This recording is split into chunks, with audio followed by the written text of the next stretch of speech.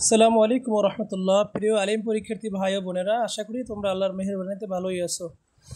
তোমরা ভালোভাবে পরীক্ষা দিচ্ছ। আজ তোমাদের সামনে হাজির হয়েছি আরবি দ্বিতীয় পত্রের সাজেশন নিয়ে।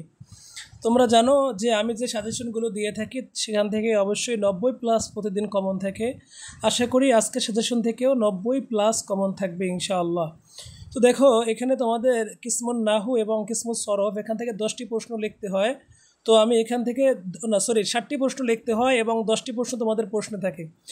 সেখানে আমি মাত্র তোমাদেরকে 12-13টি প্রশ্ন দিয়েছি তোমাদের এই, যেখানে 10টি প্রশ্নই থাকবে। তোমার এখান থেকে যে প্রশ্নগুলো ভালো লাগে, তোমার কাছে গুরুত্বপূর্ণ মনে হয়, তুমি সেগুলোই পড়বে। অর্থাৎ দেখো, আমার সাজেশনটা সবসময়ের জন্য আমি খুব শর্টকাটে দিয়ে থাকি। তবে কথা হলো, আরবি দ্বিতীয় পত্রে প্রশ্ন, রচনা, দরখাস্ত এই সাজেশনগুলো দেয়া গেলেও তোমাদের যে তর্জমা আসে, এরপরে সহি জুমলা অর্থাৎ বাক্য শুদ্ধিকরণ আসে, এগুলো দেওয়াটা একটু কঠিন হয়ে যায়।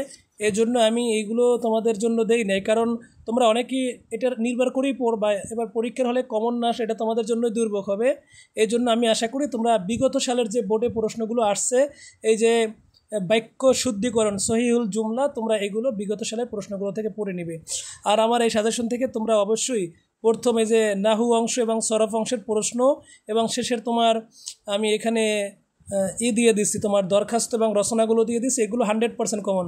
আমি মাত্র দেখো এখানে 4টি রচনা ধরছি, এখান থেকে তোমরা কুরআনুল কারীম এবং বিরুল ওয়ালিদাইন এই দুইটা পড়লে ইনশাল্লাহ কমন আসবে।